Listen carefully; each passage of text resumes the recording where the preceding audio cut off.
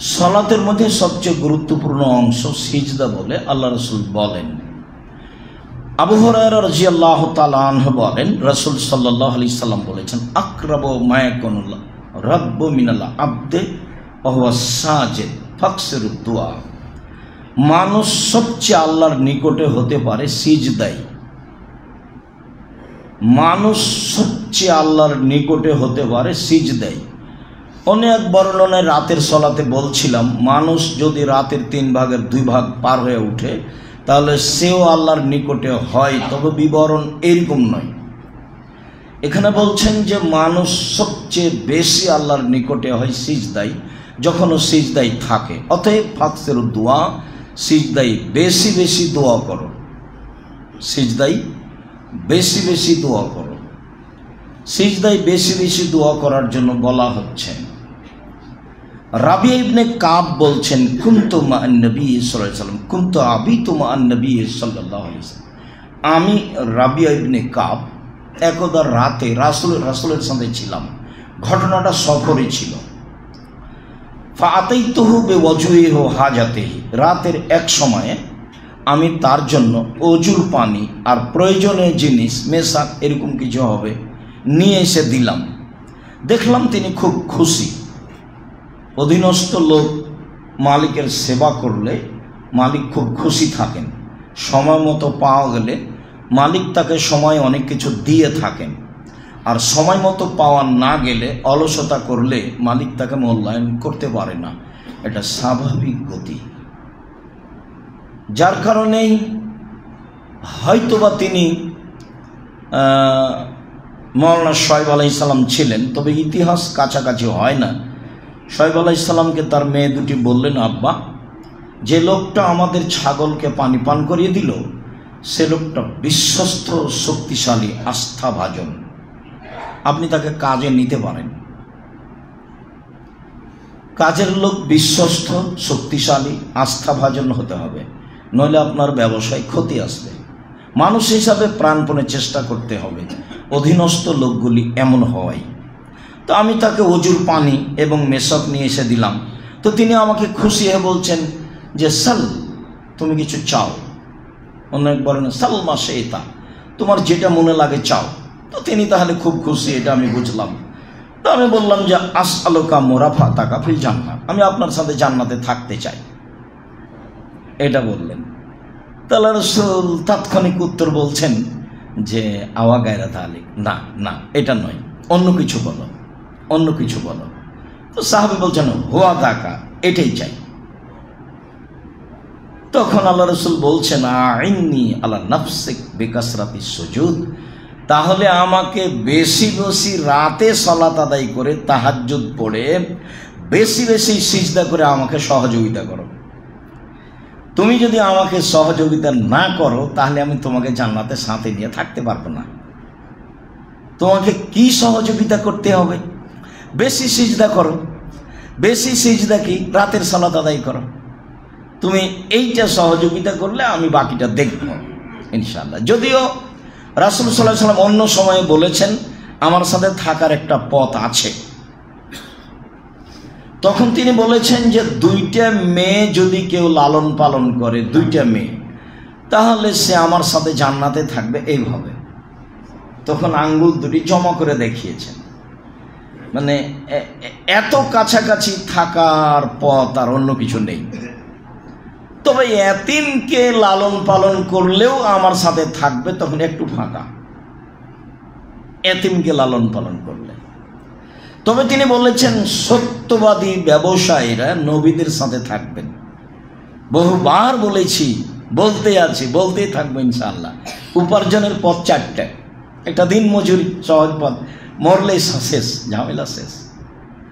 2 চাকরি, 25 দিনে টাকা শেষ হয় না এমনটা নয়, স্বাভাবিকভাবে হয়।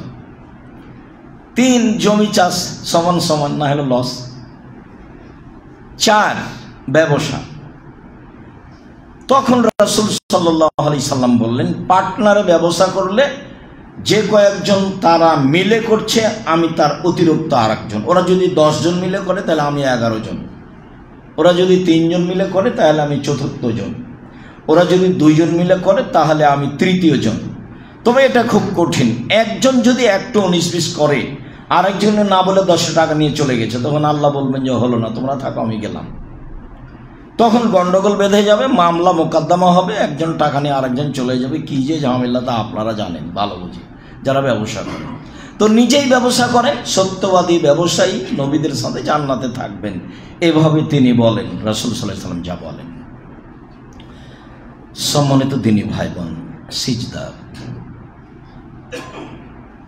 মাদিন ইবনে তালহা বলেন যে সাআলতু সাওবানা মাওলা রাসূলিল্লাহ সাল্লাল্লাহু আলাইহি ওয়াসাল্লাম, আমি রাসূলের গোলাম সাওবানকে বললাম যে আখবিরনি বিআমালিন ইজা আমালুহু ইদখিলুল্লাহু বিল জান্নাহ, আমাকে একটা আমলের কথা বলেন যেটা আমি করলে জান্নাতে চলে যাব।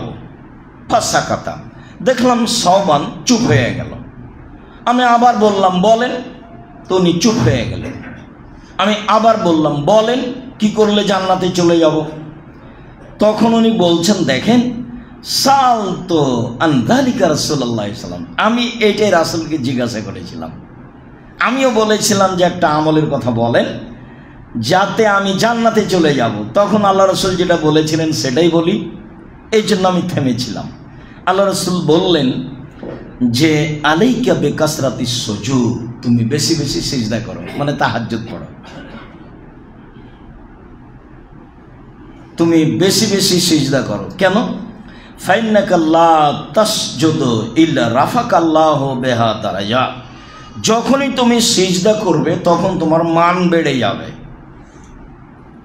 ওয়া হাত্তা আনহা বিহা খাতিয়া, তা দিয়ে তোমার পাপ মিটে যাবে। সিজদা করলে তোমার মান বেড়ে যাবে, পাপ মিটে যাবে। সিজদা করলে তোমার মান বেড়ে যাবে, পাপ মিটে যাবে। আমরা একদিন এরকম কথা শুনছিলাম যে ভালো করে ওযু করলে পাপ মিটে যাবে, মান বেড়ে যাবে। আশা যে ভালোভাবে স্মরণ আছে, সুন্দর করে ওযু করলে পাপ মিটে যাবে, মান বেড়ে যাবে। আজকে রাসূল সাল্লাল্লাহু আলাইহি ওয়াসাল্লাম তাকে উত্তরে বলেছেন যে তুমি সিজদা করো, তাহলে তোমার মান বেড়ে যাবে, পাপ মিটে যাবে। এই কথা তিনি বললেন। সম্মানিত দিনী ভাই বোন,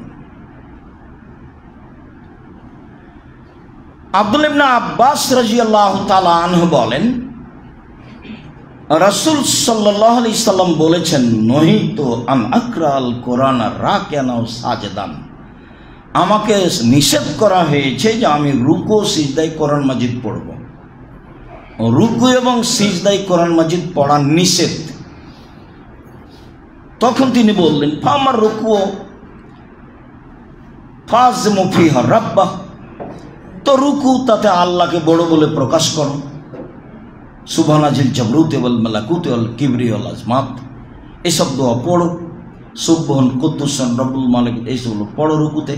ওয়াম্মা সুজুদ ফাজতাহিদু ফিহা দুআ ফাকামিনুন ইস্তাজাবা লাকুম, আর সিজদাই বেশি বেশি দোয়া পড়ো, শোভনীয় যে তোমার দোয়া কবুল করা হবে। শোভনীয় যে তোমার দোয়া কবুল করা হবে, উচিত যে তোমার দোয়া কবুল করা হবে। তার মানে একটু আগে বুঝতে পারলাম যে সিজদাই সবচেয়ে কাছাকাছি হওয়া যায় আল্লাহ। তখন এমনিতে আরও দু একটা কথা বলা হয়েছে সবচেয়ে কাছাকাছি হওয়ার পথ। তাতে আমরা আজকের জন্য এই অংশে রয়েছি যে সিজদাই সবচেয়ে আল্লাহর কাছাকাছি হওয়া যায়। খুব কাছে হয়ে গেলাম কিন্তু কোরআন মাজিদ পড়তে পারছি না, এটাই ঠিক। কোরআন মাজিদ পড়া নিষেধ। তাহলে কি করব? সময়ের গতিতে আমরা কি করব তা আসছে, তখন আমি বলছি ইনশাআল্লাহ। সম্মানিত দিনী ভাই বোন, আব্দুল্লাহ ইবনে আব্বাস রাদিয়াল্লাহু তাআলা আনহু বলেন, রাসূল সাল্লাল্লাহু আলাইহি ওয়াসাল্লাম বলেছেন, উমিরতু আন আসজুদা আলা সাবাতি আযমিন, আমাকে আদেশ করা হয়েছে যে আমি 7 হাড়ের উপরে সিজদা করব। এটা আমাকে আদেশ করা হয়েছে। আমাকে আদেশ করা হয়েছে যে 7টি হাড়ের উপরে আমি সিজদা করব। 1 আলাল জাবহাতে, কপালের উপর। 2 অল ইয়াদাইন, 2 হাতের উপর।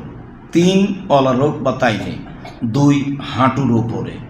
4 ওয়ালা আতরাফিল কাদামাইনে, দুই পায়ের শেষ প্রান্তের উপরে, বৃদ্ধাঙ্গুলের উপরে। তাহলে সিজদার সময় আমার 7টা হাড্ডি মাটিতে লেগে থাকবে, এ আদেশ আমাকে করা হয়েছে। বুখারী মুসলিম।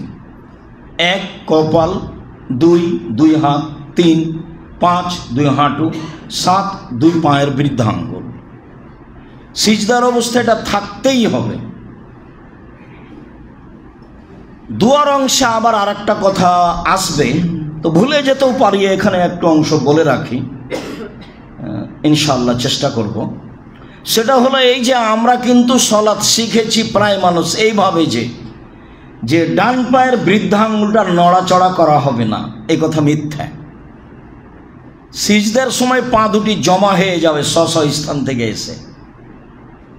তাই একটু পরে সে হাদিস আমরা বলবো, আশা করছি ইনশাআল্লাহ। তো আমরা এখন সিজদা করছি 7 হাড়ের উপরে। শরীর হাত চুলকানোর প্রয়োজন হলে সিজদা চলাকালীন হবে না, সিজদা থেকে উঠে করতে হবে। কেননা আদেশ 7 হাড়ের উপরে। এখন যদি হাত উঠিয়ে কোনো জায়গায় চুলকাতে যান তাহলে এখন আছে 6টা। যদি পায়া দিয়ে পা চুলকাতে যান তাহলে এখন আছে 6টা। অতএব আদেশ অমান্য হয়েছে।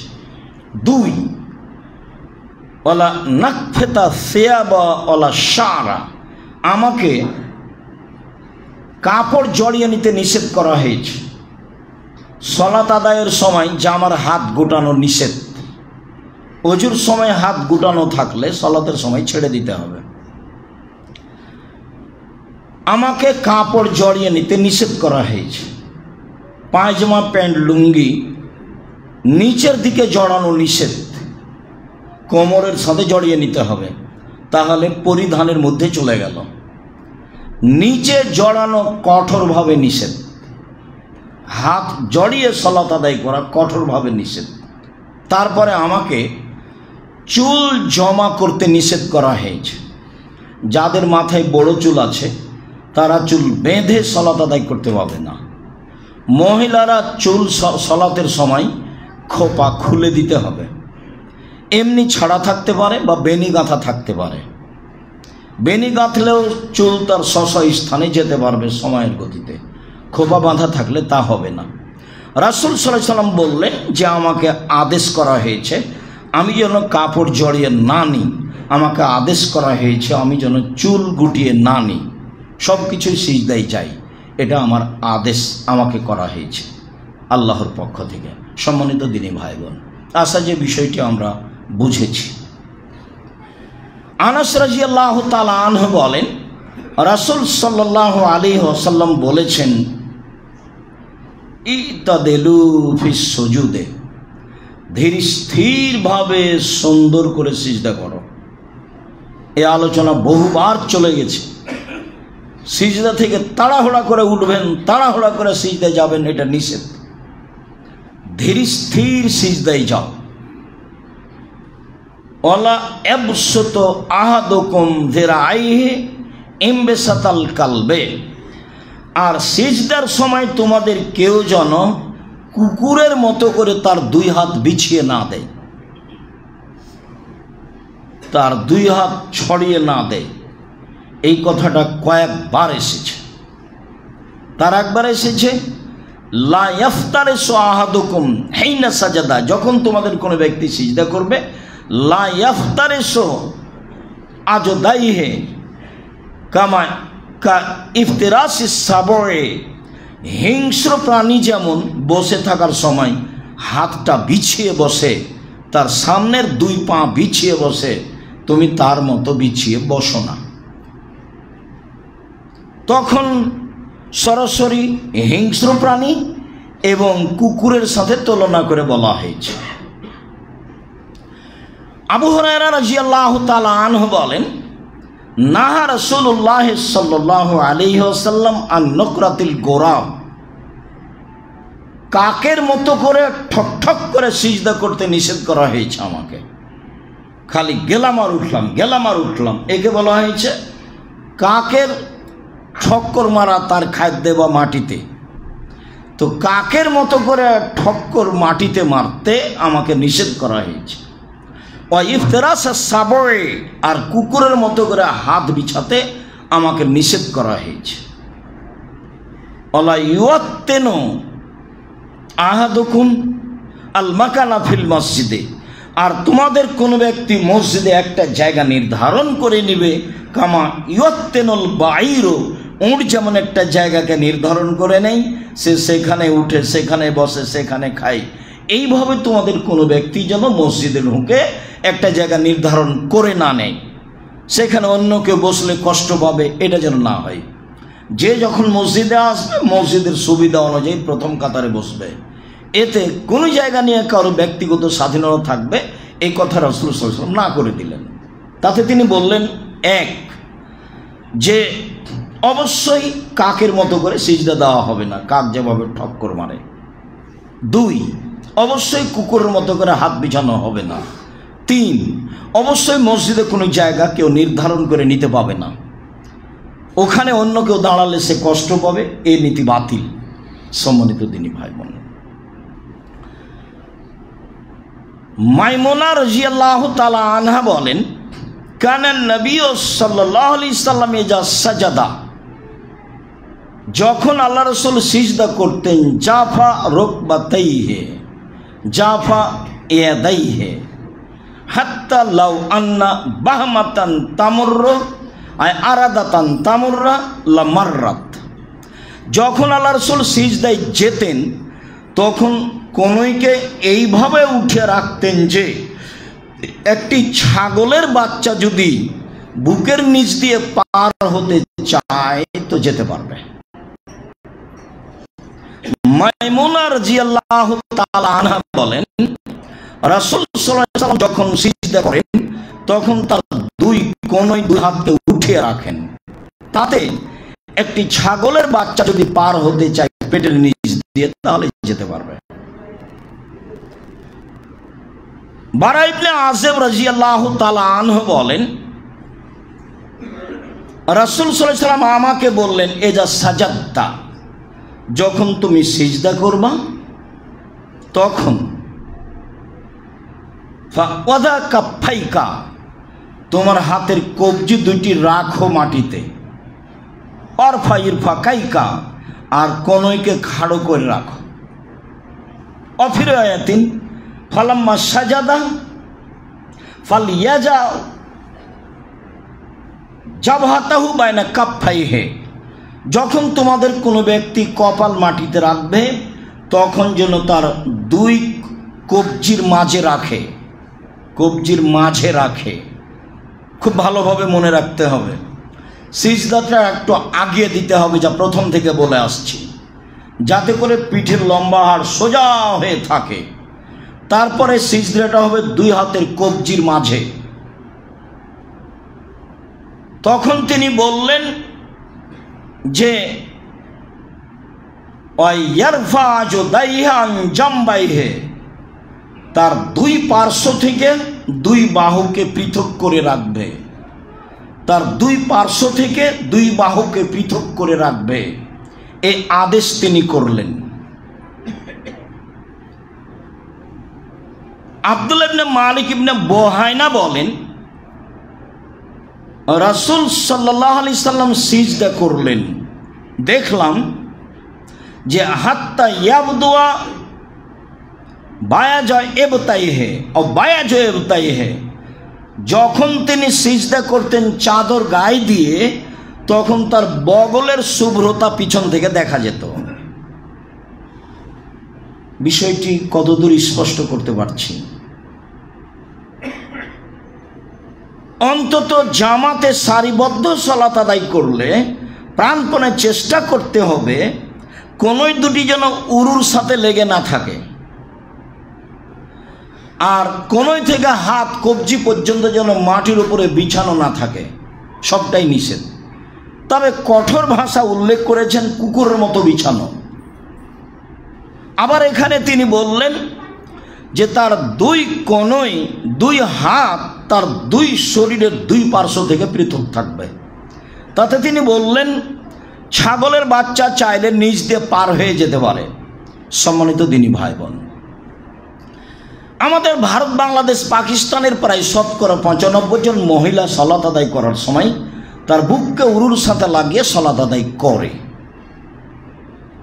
এবং মুরব্বীদের মুখে থেকে তারা শুনে থাকে যে আমি আমার মতো করে বিভিন্ন সময়ে আমার গতিতে আপনাকে শুনিয়ে থাকি। সেটা চাঁপাইনবাবগঞ্জের গতিতে চাঁপাইনবাবগঞ্জের মহিলারা যেভাবে বলে যে বুবু যখন তুমি সিজদায় যাবা বুবু, তখন একেবারে হাতি যেমন মাটিতে পড়ে যায় তেমন মাটিতে পড়ে গিয়ে একবারে আঁটো সাঁটো হয়ে সিজদা করিও বুবু। তুমি যদি তোমার দুই কনইকে দুই উরু থেকে পৃথক করো বুবু, তাহলে লজ্জায় তাহলে দুই স্থান ঝুলন্ত থাকবে বুবু, তখন পর্দার ব্যাঘাত ঘটবে। বুবুর সব কথায় নাকি বোখারিতে আছে, বলার সময়তে বলে যে বোখারিতে আছে, এরকম কোনো কথাই নাই। রাসূল সাল্লাল্লাহু আলাইহি ওয়াসাল্লাম বলছেন সাল্লু কামা রাআইতুমুনি উসাল্লি, পৃথিবীর মানুষ তোমরা যেভাবে আমাকে সালাত আদায় করতে দেখছো সেভাবে দেখো। এর সামান্যতম ভিন্ন কোনো বর্ণনা নেই। যেসব দু একটা হাদিসে পাওয়া গেছে যে মহিলারা সিজদা করার সময় তার বুককে উরুর সাথে লাগিয়ে আঁটো সাঁটো হয়ে সিজদা করবে, তা হয় নিতান্তই জয়ীব, না হয় জাল। ধর্মকে বিকৃত করার জন্য যারা চেষ্টা করেছে, এদেশের মাটিতে প্রায় মানুষের বানানো 3 লক্ষ হাদিস আছে, আমার কাছে প্রায় 10,000 আছে।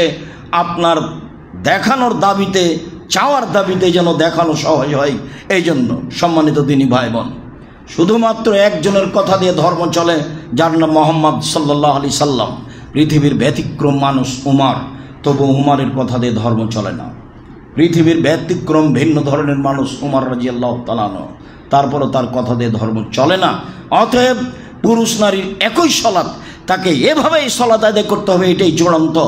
সারা পৃথিবীর মানুষ যদি মহিলারা উরুকে রানের সাথে লাগিয়ে দুই হাতের কোনইকে উরুর সাথে লাগিয়ে আঁটো সাঁটো হয়ে সিজদা করে, তবুও তা বৈধ হবে না, তা রাসূল সাল্লাল্লাহু আলাইহি সাল্লামের নিয়মের খেলাফের বিপরীত হবে, এটিই চূড়ান্ত। জাল জয়ীফ হাদিসের আশ্রয় নিয়ে ধর্ম দেখাতে হবে না। তারা তো কথাও বলেছে যে বুবু যখন সলাতে দাঁড়াবা বুবু, তখন 2 পায়ের গোড়ালিকে জমা করে নিও। যদি 2 পায়ের গোড়ালি না জমা করো, তাহলে লজ্জা স্থানের যোগাযোগ বুবু মাটির সাথে থাকবে, মাটি অভিশাপ করবে। নইলে বুবু ল্যাঙ্গট পরিও। কত যে অপ্রয়োজনে মিথ্যা বানাওয়াট কথা, তার কোনো হিসাব নেই। কই আয়েশা রাদিয়াল্লাহু তাআলা আনহা ভিন্নভাবে সালাত আদায় করতে হবে এরকম কিছু বললেন না।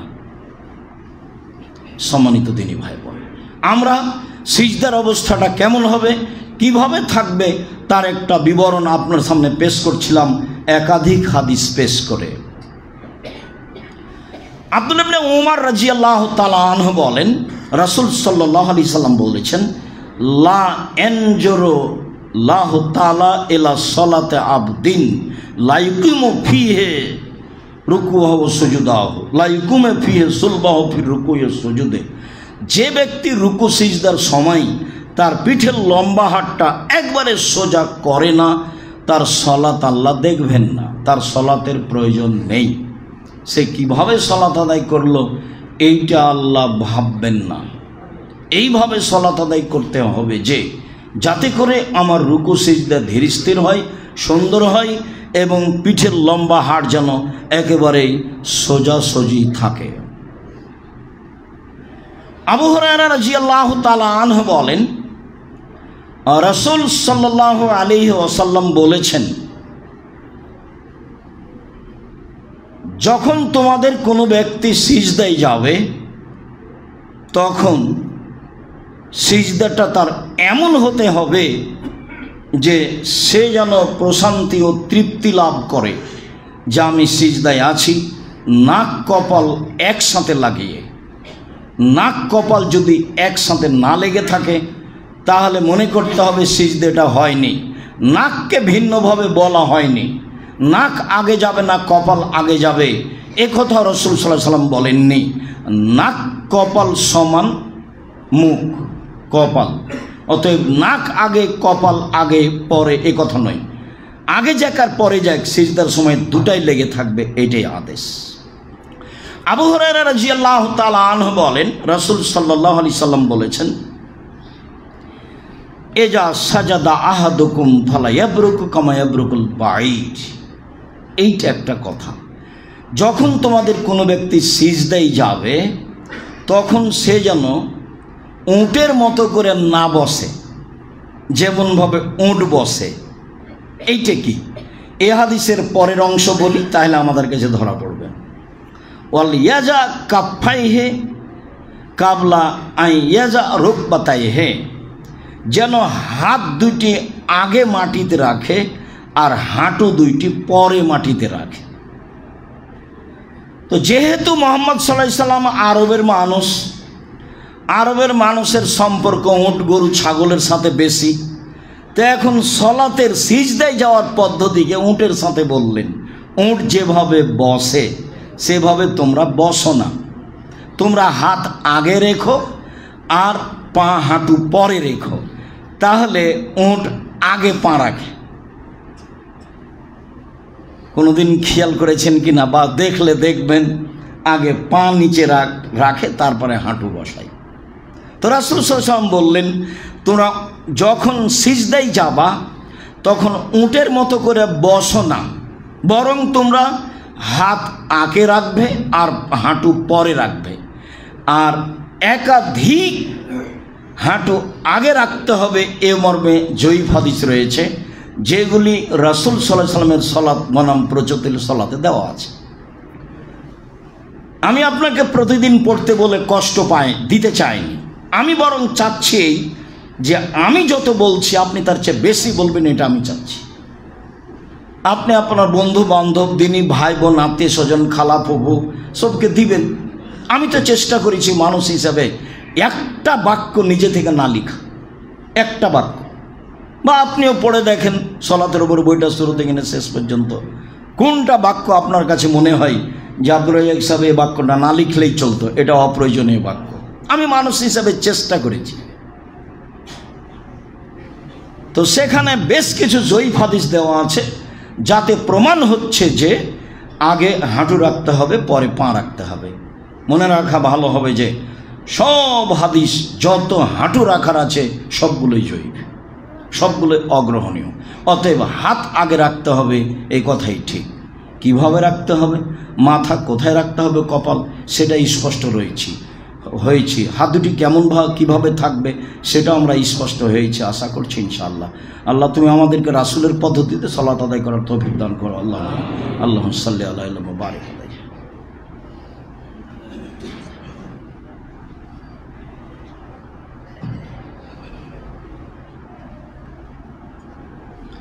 আলহামদুলিল্লাহি ওয়াহদা ওয়াসসালাতু ওয়াসসালামু আলা মান লা নাবিয়্যা বা'দা। তখন তো আমরা বুঝলাম যে সিজদাই সবচেয়ে আল্লাহর কাছে হওয়া যায়। আমরা বুঝলাম যে রাসূল আদেশ করলেন বেশি বেশি দোয়া কবুল হয় সিজদায়, অতএব তোমরা বেশি বেশি দোয়া পড়ো। আবার এটাও বুঝলাম যে সিজদায় কোরআন মাজিদ পড়তে পাবো না।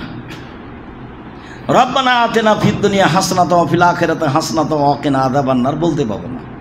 তবে হাদিসে যখন এটা এসেছে তখন এসেছে আল্লাহুম্মা রব্বানা আতিনা ফিদ দুনিয়া হাসানাতাও ওয়া ফিল আখিরাতি হাসানাতাও ওয়া কিনা আযাবান নার। আল্লাহুম্মা লাগালে অন্তত এই দোয়াটা আর কোরআন মাজিদে থাকলো না, হাদিসে মুসলিমে এইভাবে এসেছে। বাকিগুলো যে আল্লাহুম্মা লাগিয়ে দিয়ে জায়েজ হয়ে যাবে এই কথা নয়। কোরআন মাজিদ পড়া নিষেধই। যে কোনো আয়াতের সারমর্ম খুব ভালো লাগছে কাজে আমি পড়ি, এই সুযোগ নেই। কি করতে হবে? তো গত জুমা থেকে দু একটা নিয়ে এসে ধারাবাহিক দেখায়। এক, আয়েশা রাদিয়াল্লাহু তাআলা আনহা বলেন, কানা নবী সাল্লাল্লাহু আলাইহি ওয়াসাল্লাম ইকসিরু আন ইয়াকুলা ফি রুকুহি ওয়া সুজুদিহি সুবহানাকা আল্লাহুম্মা রাব্বানা ওয়া বিহামদিকা আল্লাহুম্মা আগফিরলি। আল্লাহর নবী রুকু এবং সিজদায় বেশি বেশি বলতেন, হে আল্লাহ তোমার প্রশংসা সহকারে তোমার পবিত্রতা বর্ণনা করছি, তুমি আমাকে ক্ষমা করো। যার যতবার সম্ভব, 3-এর বর্ণনা ঠিক নয়, 5-এর বর্ণনা ঠিক নয়, 10-এর বর্ণনা ঠিক নয়, সংখ্যা নামে কোনো বর্ণনা ঠিক নয়। যার যতবার সম্ভব। তাতে আমরা গত জুমায় রুকুর ব্যাপারে একটা হাদিস পেয়েছি যে আল্লাহ রাসূল থেকে গেলেন অনুমান সূরা বাকারা পড়ার সমান। তাতে তিনি বলছিলেন সুবহানা জিল জাবরুতি ওয়াল মালাকুতি ওয়াল কিবরিয়া ওয়াল আজমাত, এই দোয়া পড়ছিলেন। তাতে আমরা ওখানে বুঝতে পেরেছি যে মানুষ সিজদায় থেকে যাবে তার গতিবিধি অনুযায়ী। যখন ইমামের পিছনে আছে তখন তো স্বাধীন নয়, ইমাম যা করছে সেটাই। কিন্তু ব্যক্তিগত যেভাবে যখন সলাত আদায় করবে কেউ, তখন রুকুতে গিয়ে কয়বার বলবে এই দোয়া তার কাছে তার হিসাব, সিজদায় গিয়ে কতবার বলবে এটা তার হিসাব তার কাছে আছে। আয়েশা রাদিয়াল্লাহু তাআলা আনহা বলেন, কানা নবী সাল্লাল্লাহু আলাইহি সাল্লাম ইয়াকুলু ফি রুকুইহি ওয়া সুজুদিহি, আল্লাহ নবী রুকু এবং সিজদায় বলতেন সুবহান কুদ্দুসুন রব্বুল মালাইকাতুর রূহ, তিনি পবিত্র, তিনি অতীব পবিত্র, তিনি ফেরেশতার প্রতিপালক, তিনি জিবরাইলের প্রতিপালক। আপনি আপনার মতো বলতে থাকবেন। হাদিসে এসেছে আল্লাহ রাসূল সিজদায় কান্নাকাটি করতেন। আপনি আপনার মতো বলবেন, তাহলে আপনাকে ভালো লাগবে। অন্য এক বর্ণনায় এসেছে যে হুযায়ফা রাদিয়াল্লাহু তাআলা আনহু বলেন, কানা নবী সাল্লাল্লাহু আলাইহি ওয়াসাল্লাম ইয়াকুলু ফি রুকুইহি সুবহানা রাব্বিয়াল আযীম ওয়া কানা ইয়াকুলু ফি সুজুদিহি সুবহানা রাব্বিয়াল আলা, তিনি রুকুতে বলতেন সুবহান রাব্বিয়াল আযীম আর সিজদায় বলতেন সুবহান রাব্বিয়াল আলা। আপনিও বলতে পারেন এই দুটাই দোয়া, তবে 3 বার নয়। আপনার যেভাবে কুলাই সেভাবে আপনি বলবেন, 2 বার 5 বার 10 বার 50 বার, বারের কোনো হাদিস ঠিক নেই, এটা আপনাকে মনে রাখতে হবে। আবু হুরায়রা রাদিয়াল্লাহু তাআলা আনহু বলেন, কানা নবী সাল্লাল্লাহু আলাইহি সাল্লাম ইয়াকুলু ফি সুজুদিহি, রাসূল সাল্লাল্লাহু তার সিজদায় বলতেন, আল্লাহ রাসূল তার সিজদায় বলতেন আল্লাহুম্মা গফিরলি যামবি কুল্লাহু, হে আল্লাহ তুমি আমার সব পাপ ক্ষমা করে দাও। দিক্কাহু ও জিল্লাহু, ছোট ও বড়, ও আউয়ালাহু ও আখিরাহু, আগের ও পরের, ওয়ালা নিয়াতাহু ও সিররা, গোপন ও প্রকাশ্য, গোপন পাপ, প্রকাশ্যের পাপ, আগের পাপ, পরের পাপ, ছোট পাপ, বড় পাপ, জীবনে যত পাপ করেছি সব ক্ষমা করে দাও। এই কথা রাসূল সাল্লাল্লাহু আলাইহি ওয়াসাল্লাম বলতেন। যেভাবে আপনার সহজ হয় আপনি বলতে থাকবেন, যতবার আপনার সহজ হয়। আয়েশা রাদিয়াল্লাহু তাআলা আনহা বলেন, ফাকাত্তু রাসূলুল্লাহ সাল্লাল্লাহু আলাইহি ওয়াসাল্লাম লাইলাতান মিনাল ফিরাসে, একদা আমি রাসূলকে দেখি বিছানায় নেই। রাসূল সাল্লাল্লাহু আলাইহি সাল্লাম স্ত্রীদের সাথেই থাকতেন, তো বিবরণ বেশি পাওয়া যায় যেগুলো আয়েশার সাথে রয়েছে। হয়তোবা খুব বেশি সতর্ক থাকতেন আয়েশা, মানে তিনি উঠে গেলেন কোথায়, ঘটনা কি, ওরকম তো একটা বর্ণনা আছে মুসলিমে, আপনি জানেন। এরকমভাবে আয়েশা রাদিয়াল্লাহু আনহা দেখছেন কি ব্যাপার, বিছানে নেই, তার কোনো স্ত্রীর কাছে গেছেন মনে হয়, দেখি কোথায় গেলেন, তো উঠলেন, উঠে কোথায় যেতে পারেন। তো উনি আসলে বলছেন যে আমি এটা বুঝলাম কেন, তিনি যখন উঠলেন তো ধীরে ধীরে দেখলাম কাপড় চোপড় নিলেন। আমি কিন্তু ঘুমিয়ে নাই, আমি ভান করে ঘুমিয়ে আছি, আসলে আমি দেখবো তিনি কি করেন, এই জন্য আমি ঘুমের ভান করে আছি, আসলে আমি ঘুমাইনি। তো ধীরে ধীরে কাপড় চোপড় নিলেন, সব কিছু নিলেন, ধীরে দরজাটা বন্ধ করে চলে গেলেন। তা আমিও কাপড় চোপড় নিলাম। এই কথা বলে আপনাকে কি বলতে চাইছি, সময়ের গতিতে আপনি জানেন মুহাম্মদ সাল্লাল্লাহু আলাইহি ওয়াসাল্লাম গায়েব জানতেন না, বউ পাশে ভান করে ঘুমিয়ে আছেন, তিনি বুঝতে পারেননি। আয়েশা রাদিয়াল্লাহু তাআলা আনহা পাশে ভান করে ঘুমিয়ে আছেন, তিনি জানতে পারলেন না, পৃথিবীর সবচেয়ে বড় মানুষ। আপনি কি করে বলতে পারেন যে মুহাম্মদ সাল্লাল্লাহু আলাইহি ওয়াসাল্লাম গায়েব জানতেন? ধর্ম আপনার কাছে এরকম হলো কেন? ধর্ম কেন আপনার কাছে পীর সাহেবের যেটা গতিবিধি সেটা আপনার কাছে আশ্রয় হলো? ধর্ম তো একজনের কথা দিয়ে চলে, যার নাম মুহাম্মদ সাল্লাল্লাহু আলাইহি ওয়াসাল্লাম। এখানে তিনি যা বললেন সেটাই চূড়ান্ত। আমি ভান করে ঘুমিয়ে আছি, তিনি বের হয়ে চলে গেলেন, আমিও কাপড় চোপড় নিলাম রাতের অন্ধকারে, তিনি মাথায় কাপড় দিলেন। আমি তো দিনী বোনকে বলতে চাই, 5 জন ভেসে গেছে, বোন নেই, গায়ে কাপড় নাই, সেই জন্য আপনি আপনার চরিত্রকে হারিয়ে দিবেন না। পৃথিবীর উপরে মাত্র 2 জন মুসলমান, ইব্রাহিম আলাইহিস সালাম তার স্ত্রী। সারা পৃথিবী জুড়ে যদি একজন মহিলা দুনিয়া চলে, তা আপনার এখানে ইতস্তবোধের কি আছে যে সবাই ভেসে গেছে, সবাই উলঙ্গ হয়ে আছে মহিলারা, আমি আবার একাই কাপড় পরে কি হবে? এই কথা আপনি বলে ভেসে বেড়াচ্ছেন কেন? বন্যা আপনি ভেসে গেলেন কেন? আল্লাহ রাসূল বলেছেন, তাহারার জন্য তাহারা জল হেমারে, গাধা যেমন গাভীর সাথে মিললে লজ্জা বুঝে না, ষাঁড় যেমন গাভীর সাথে মিললে লজ্জা জানে না, মানুষ তেমন খোলা মাঠে জেনা করবে, লজ্জা করবে না। এই কথা মুহাম্মদ সাল্লাল্লাহু আলাইহি সাল্লাম বলেন। একজন পুরুষের অধীনে 50 জন নারী, হাজারো জন নারী ছুটবে, এই কথা রাসূল সাল্লাল্লাহু আলাইহি সাল্লাম বলেন। এরপরেও আপনার নিরাশার কি আছে? ঢাকা শহরে এমনও মহিলা রয়েছে যার বোরকা ভিতরের কাপড়, যেটা কামিজ, যেটা পায়জামা, অন্য কেউ দেখে নিলে ওটা আর পরবে না, জ্বালিয়ে দেবে আগুন দিয়ে। এরকম মহিলা ঢাকাতে আছে। আপনি নিরাশা হন কেন? নিরাশা হওয়ার কি আছে? আয়েশা রাদিয়াল্লাহু তাআলা আনহা বলেন, ফালতামাস্তহু, আমি খুঁজছি, পাই না। দেখলাম ফাওয়াজাত এদি আলা বাতনে কাদামাইহে, রাতের অন্ধকারে খুঁজছিলাম, খুঁজতে আমার হাতটা তার 2 পায়ের গোড়ালির উপরে গিয়ে পড়ল। ওয়া ফিল মসজিদ, তখন দেখি তিনি মসজিদে আছেন বা সিজদায় আছেন। হুমা মানসুবাতানে, আর পা দুটি খাড়ো হয়ে আছে, মানে হাঁটু, তার মানে সিজদায় আছেন, তো পায়ের গোড়ালি খাড়ো হয়ে আছে আর পায়ের বৃদ্ধাঙ্গুল কেবলামুখী হয়ে আছে। আমার হাতের তালুটা, আমার হাতটা তার 2 পায়ের উপরে পড়েছে। যদি পা দুটি এরকম ফাঁকা থাকতো তাহলে হাত এক পায়ের উপরে পড়তো। আল্লামা বাইহাকি রাহিমাহুল্লাহ এই হাদিস পেশ করে বলেছেন, সিজদার সময় 2 পা একসাথে জমা ধরে থাকবে, সিজদার সময় 2 পা একসাথে জমা ধরে থাকবে, এ কথাই ঠিক।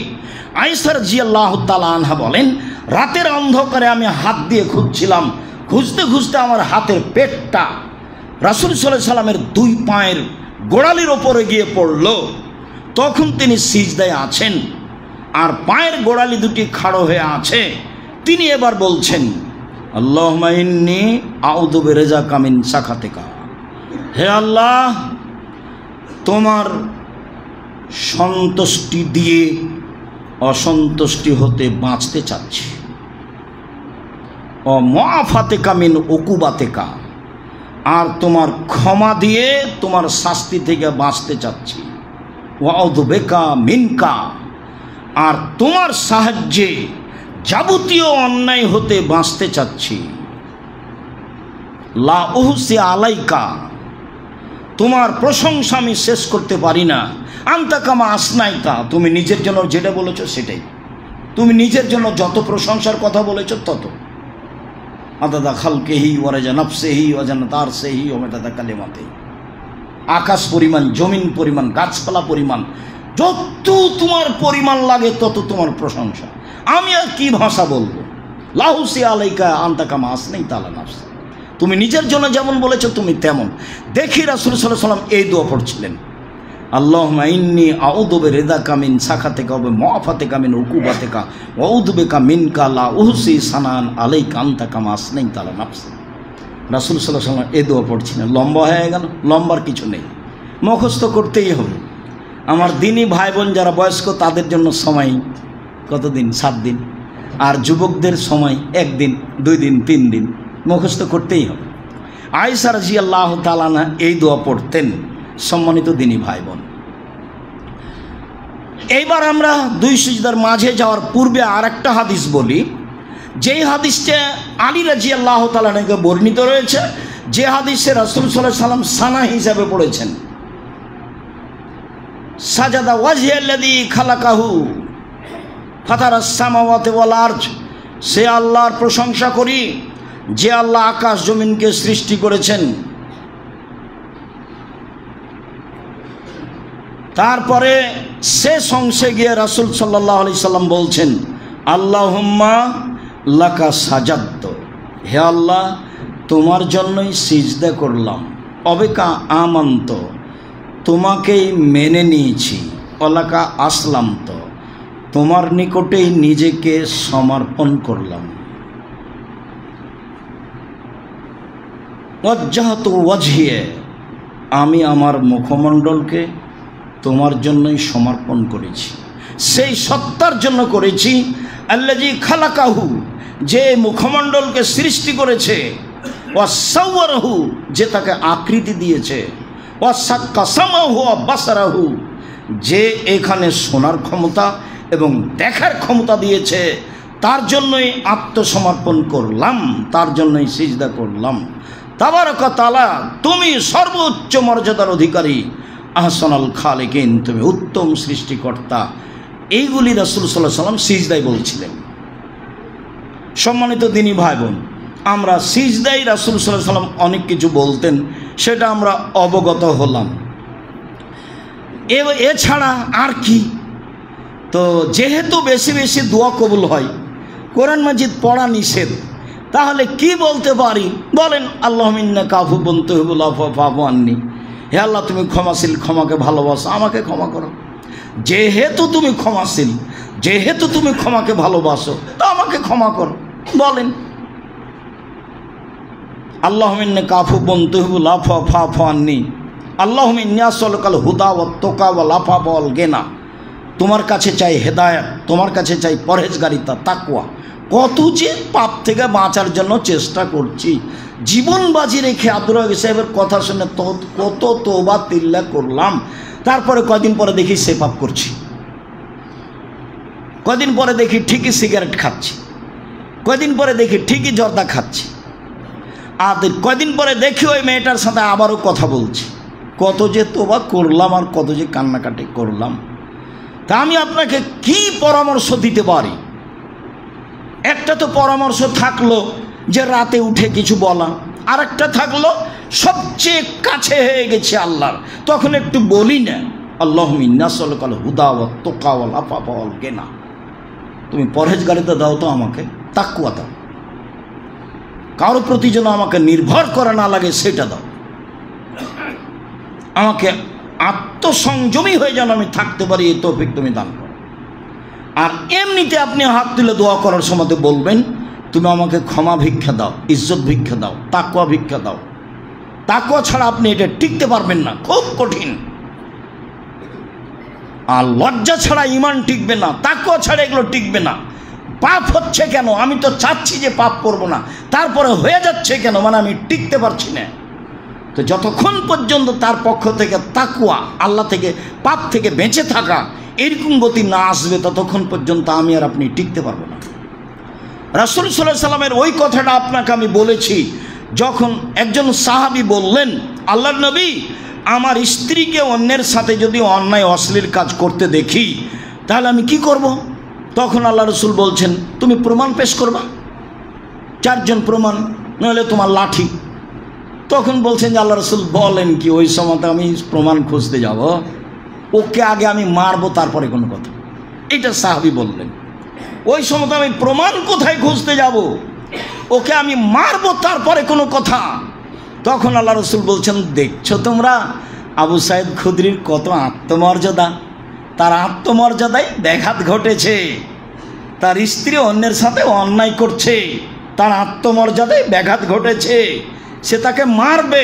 শুনে রেখো, আবু সাঈদ খুদরির আত্মমর্যাদায় যত ব্যাঘাত ঘটেছে, এরকম কাজ দেখলে আমার আত্মমর্যাদায় তার চেয়ে 1000 গুণ বেশি ব্যাঘাত ঘটে।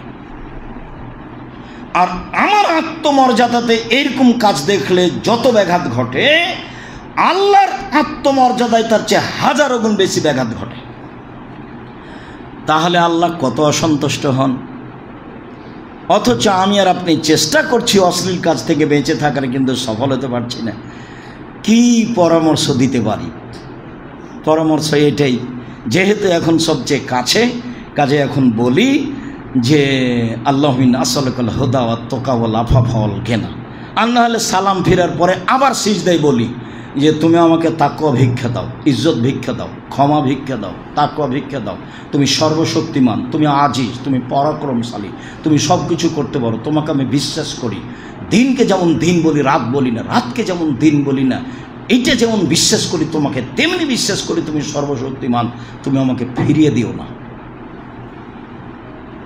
তুমি আমাকে তাকওয়া দাও। আপনি আপনার মতো করে মানুষ হিসাবে খুব চাপ দিয়ে বলতে থাকেন, খুব চাপ দিয়ে বলতে থাকেন। সকাল যেন হয় না, সকাল হওয়ার আগে আগে আমাকে তাকওয়া ভিক্ষা দিতে হবে, তাকওয়া ভিক্ষা নিয়ে সকাল করব। তার আগে সকাল হতে রাজি নই, আমি সকাল করতে রাজি নই। যেভাবে আপনার কুলাই মানুষ হিসেবে সেভাবে বলেন, আশা করছি এক পর্যায়ে আপনি ফল ভোগ করবেন ইনশাআল্লাহ। যেহেতু চাইলে তাকদীর পরিবর্তন হয়ে যায়, এটা হাদিসে এসেছে। পৃথিবী সৃষ্টির 50,000 বছর পূর্বে যেটা লেখা হয়েছে, আপনার দোয়ার কারণে সেটা কেটে আল্লাহ আর একটা লিখে দেবেন, এই কথা রাসূল সাল্লাল্লাহু আলাইহি ওয়াসাল্লাম বলেন। তাহলে এখন সবচেয়ে নিকটে হয়েছে এই সময়ে, আর সবচেয়ে বেশি কথা বলবো এই সময়ে। আর যদি তবুও শান্তি তৃপ্তি না পাই, তাহলে সালাম ফেরার পরে হাত তুলে যেভাবে মন চায় সেভাবে বলবো। সম্মানিত দিনী ভাই বোন, দুই সিজদার মাঝের দোয়া।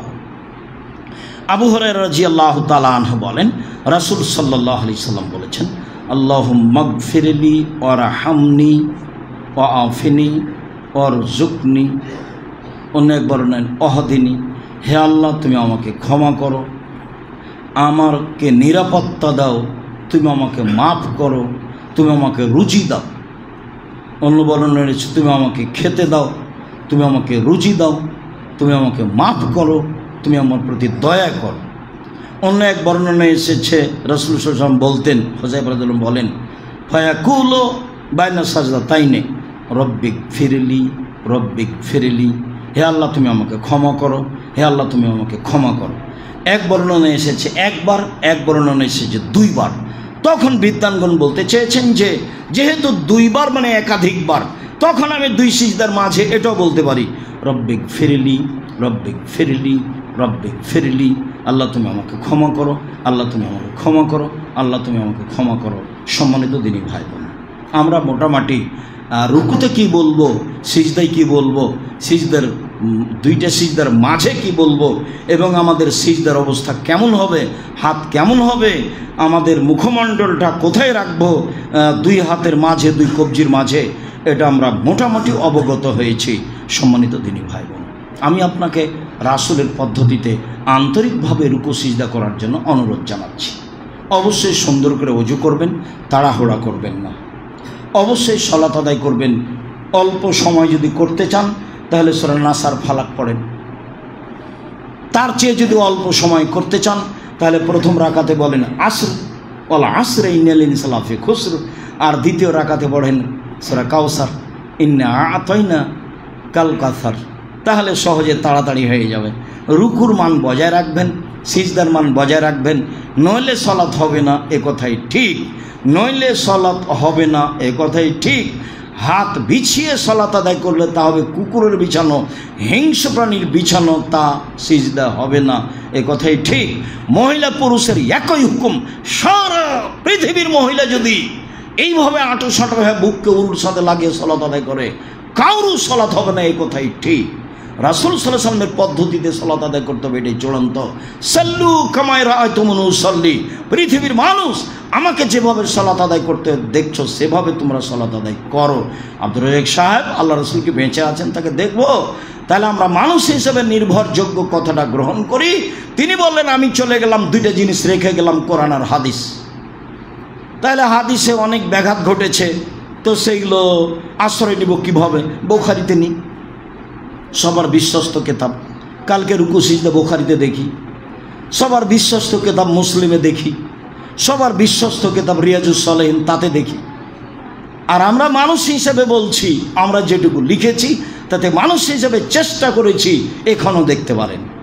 যেখানে ৬০-৭০% মিথ্যা কথা লেখা আছে, সেটা ফাজাইল হোক আর কিছু হোক, সেখানে আপনি আশ্রয় নিয়ে কোরআন হাদিস মনে করবেন যে আমি মানছি, এ কথা ঠিক নয়। আপনি একটা বইয়ে দেখলেন এক ওয়াক্ত নামাজকে যদি কাজা করে ৮০ হোক বা জাহান্নামে থাকতে হবে, এ তো প্রমাণ দুনিয়াতে খুঁজে পাবেন না। তাহলে কতদিন আমি আপনাকে বললাম মুকসিদুল মুমিনিন বই একটা হেডলাইন আছে যে অবিবাহিত ছেলেমেয়ের পড়া নিষেধ। তা হেডলাইন যে দেখে সেই পড়ে, হেডলাইন যে দেখে সেই পড়ে। কী রে, কী লেখা আছে এখানে? অবিবাহিত ছেলেমেয়ের পড়া নিষেধ কেন? তো এখন দেখা যাচ্ছে, পড়ার পরে দেখা যাচ্ছে যে ভরা পেটে স্ত্রী মিলন হলে ছেলে টেরা হয়, সফরের পূর্বে স্ত্রী মিলন হলে ছেলে কানা হয়, চন্দ্র সূর্য গ্রহণে স্ত্রী মিলন হলে ছেলে ল্যাংড়া হয়, এগুলো কথা লেখা আছে। আল্লাহ বলছেন নিসাউকুম হারসুল লাকুম ফাতু হারসাকুম আন্না শি'তুম, পৃথিবীর মানুষ তোমাদের স্ত্রী তোমাদের জমি, তোমাদের স্ত্রী তোমাদের ক্ষেত, তোমরা তোমাদের স্ত্রীর কাছে আসো তোমাদের ইচ্ছা মতো। সকালে কি, বিকালে কি, দুপুরে কি, খাওয়ার আগেই কি, খাওয়ার পরেই কি, সফরের পূর্বেই কি, চন্দ্রগ্রহণ লাগলেই কি আর না লাগলেই কি। মৃত অবস্থায় বেঁচে থাকতে হবে, তা আল্লাহ বলেছেন। অতএব আল্লাহর কথা যেটা, রাসূলের কথা যেটা, সেটাকে প্রাণপণে মানার চেষ্টা করব। মর্মে সকল দিনই ভাই বোনকে যারা আমাদের সামনে আছেন, যারা অনলাইনে অবগত হচ্ছেন, যারা সময়ের গতিতে অবগত হবেন সকল দিনই ভাই বোনকে রাসূলের পদ্ধতিতে সালাত আদায় করার জন্য আন্তরিকভাবে অনুরোধ জানিয়ে বলতে চাচ্ছি যে অবশ্যই আপনি রুকু সিজদা ঠিকভাবে করুন।